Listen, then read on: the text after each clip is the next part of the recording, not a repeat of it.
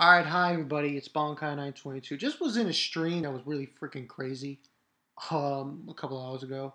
It was Min's stream. Oh my god. It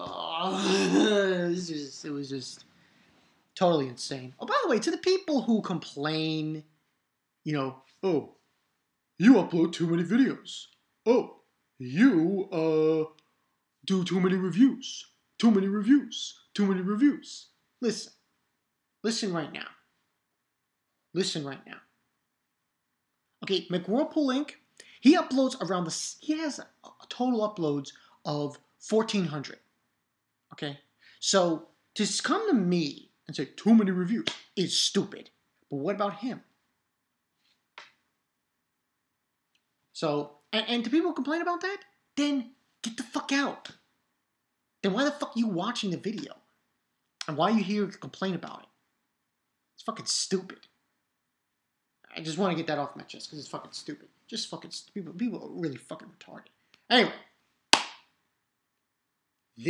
oh my god, this chapter of Akame ga Kiru, it is official, people. It is official. I despise Shura and his group of rapists. Might as well call them rapists, torturer, pedophilias. They were up there. They were up there. I don't think I can't describe the amount of hate that I have for Shura and his group right now. Like for this chapter, before the ending of this chapter, I didn't hate them. To a certain extent, I didn't really hate them. But after the ending of this chapter, I'm sorry, I hate them. They are the worst human beings. They're the reason. Truth be told, I believe that Shura is him and his father. They're the reason the world of Akame ga Kiru is so wrong, is so corrupt, is because of those two. Shura and his father. Shura and his father should be injected with flesh-eating insects. That's how bad it is. That's what they deserve. So, but enough of that little rant there. Let's get into this review, this chapter. Chapter 46, Kill the Heresy Part 2. Basically, we got a scene with, they're in the council hall, sure, and all the leaders, I guess, of the Empire. And basically, Prime Minister is saying, how do we counter this threat? And they're basically telling, as one guy is telling them, that the Revolutionary Army basically stole the Tegus. And basically, their main army is not even fighting them. They're just running away. It's really bad. It's really bad for them.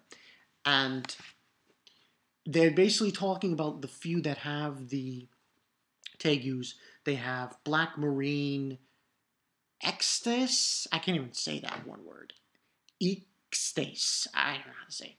And this one Tegu called Scream. Basically saying they don't stand a chance. And saying, the Prime Minister is saying, it seems we've underestimated them, so on and so forth. And saying that he can't be in peace, eat in peace with what's going on. And Shura mentions that the reason why his father isn't too worried is because of the ultimate Tegu that has been passed down through the Emperor, the Imperial line, which we don't know what is. And then, when they're talking, boudo, this guy again. This guy is extremely badass. General Boudo, he is probably the most badass general. Oh, you got it. Oh, by the way, they changed. It seems like the manga translation here, they're calling Adise as death. As death. I don't know why, but that's what they're calling him. But anyway, he seems to be, to me, boudo. He's up there, man. As far as, he is probably one of the most powerful people in this fucking manga. Yeah, I gotta say. Just his presence alone. And he's basically going in and he's saying, stop worrying, you fools. And it's this great General Boudo. Yo! And he just says, another invincible man.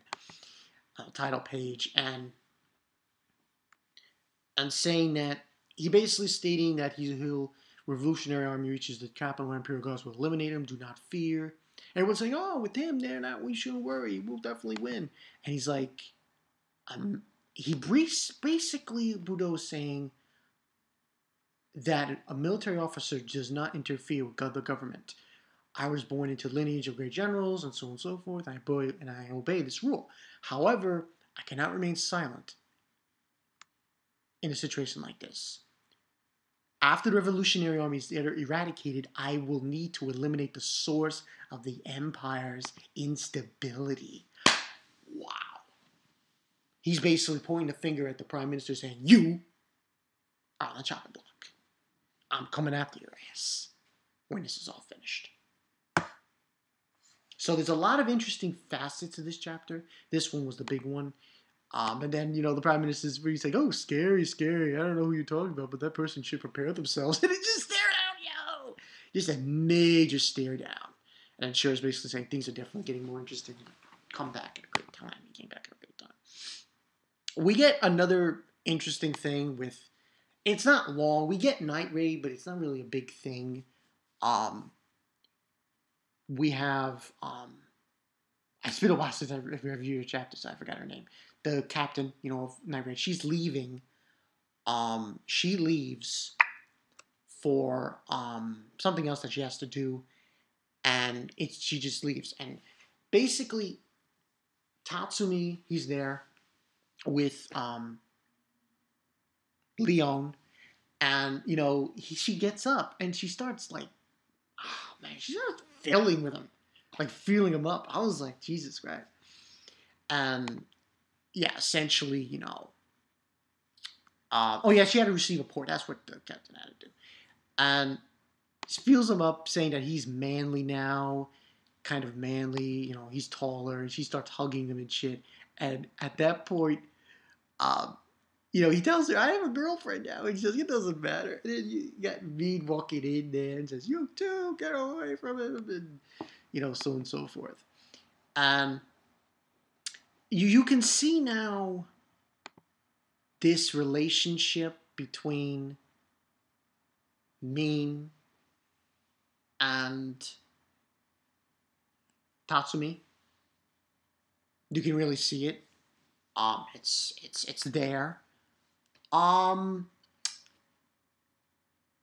Death flag for Min, or it has been raised to a certain extent, but it's not here yet.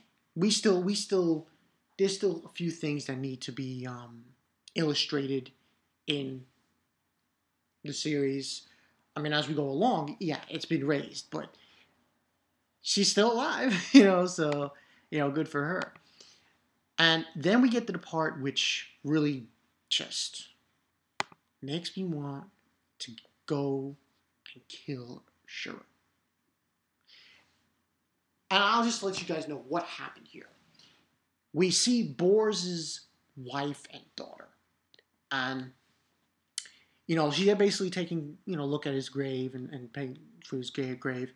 And, I believe it's not Wave. Wave's there. The other one, I forgot her name, unfortunately. The guy who's got the wings. He tells Wave that Esdith, General Esdith, they're calling her now, she gave money to them because she takes care of her. She's very respectful like that. She'll give money to her soldiers. Out of respect. It's kind of heartwarming to know about Esdith, General Esdith. And he lets them know, stay away from the capital because it's not safe anymore. And if you need anything, just call us. That's pretty much what Wave tells them. After that, we get this interesting segue. We go to the town, and we see everyone's locking their doors and shit because they're showing up. And this part didn't piss me off. The ending pissed me off. So they're locking up the doors, and these guys come in. It's Shura's group. They come in, wild hunt, to they're not, you know what's fucking bullshit about them? They'll kill people for the hell of it.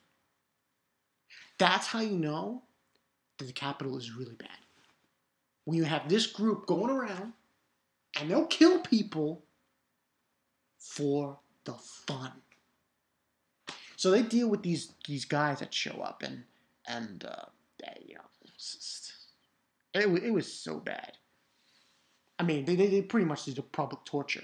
And we have the ones from the Revolutionary and the girl who was saved by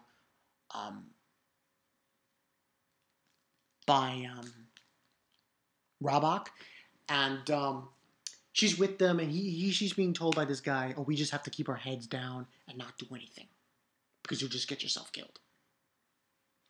And Wave is angry when he sees this public execution thing, and is talking to him. He's like, "I'm the son of the Prime Minister," and I'm like, "Okay, now I hate Shura. You're really gonna do that? You're gonna pull that out of your ass and say, I'm the son of the Prime Minister. I can do whatever the fuck I want. No. I don't see it that way, you dumb bitch. So Wave basically is thinking to himself, I have to hold my tongue. He has to keep it in. And he just bows in front of him. We're sorry. He apologizes to him. Because the other one is with him too. And he apologizes, and then he leaves the situation. Now, like I said, the part that pissed me off wasn't that.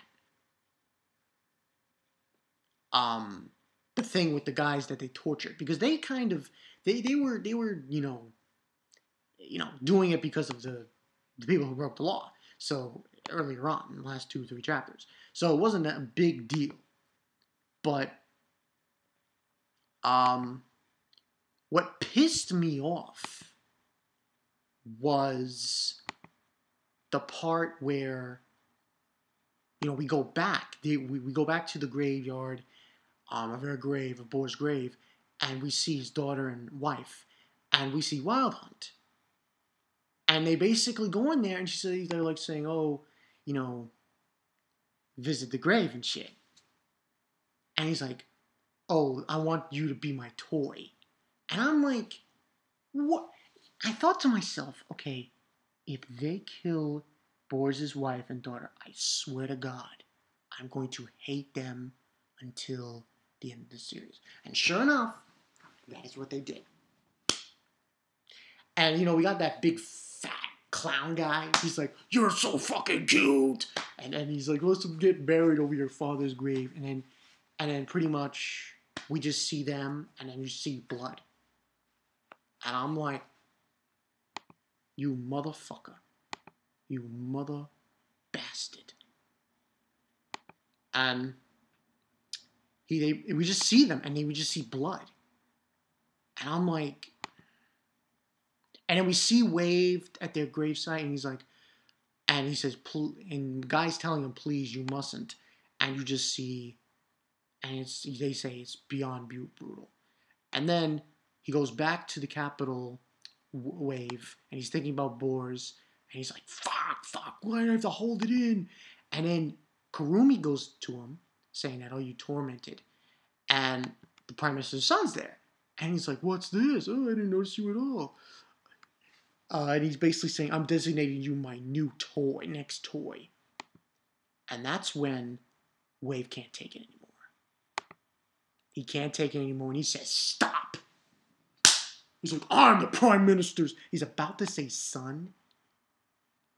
The son of the Prime. Boom! Wave punches the fuck out of this bastard. And I say this, Wave, good on him. good on Wave for doing that. And basically, he punches him, and, well, he says, don't touch my camera with your filthy hands. And he says, Jaegers will hunt down anyone who deserves the peace, even if it's the son of the Prime Minister. He says, that's a good punch. I'm going to have to execute you. I sure will deliver your judgment by tearing you to pieces. So, and that's pretty much what went down. Like I said before, sure, go, just, hey, sure, there's a cliff over there. Why don't you jump off the cliff? Like, I want you dead. Pronto. Like, now. Ha. That was fucked up. It just goes to show you that not only the Prime Minister, but the Prime Minister and his son are essentially, from what I'm seeing here, they are the epic center of evil and corruption in the Empire. They are the reason people like Tatsumi's friends from the very beginning of Kiru, they are the reason people who did Boris' wife do anything, and you kill him. So I hope whatever Shura happens to Shura, that's too good for him. Whoever kills him, that's too good. It's too good for him. He deserves the worst death imaginable for what he did, for what he is doing. The worst. So I hope Wave, I hope he teams up with General Boudo and destroys Shura and his father. As simple as that. But tell me what you guys think about this chapter. I thought this was ridiculous. 5 out of 5. There's a lot of interesting things going on here now. Because now you got different alliances now. Because the Jaegers, they're not seeing eye to eye the Prime Minister's son. So obviously, things could change now. I can definitely see the Jaegers. I don't see them joining Night Raid. Let's finish that off with this. I don't think they're going to join Night Raid. I think they might join General Boudo. There's a possibility of that. More so than the other way around.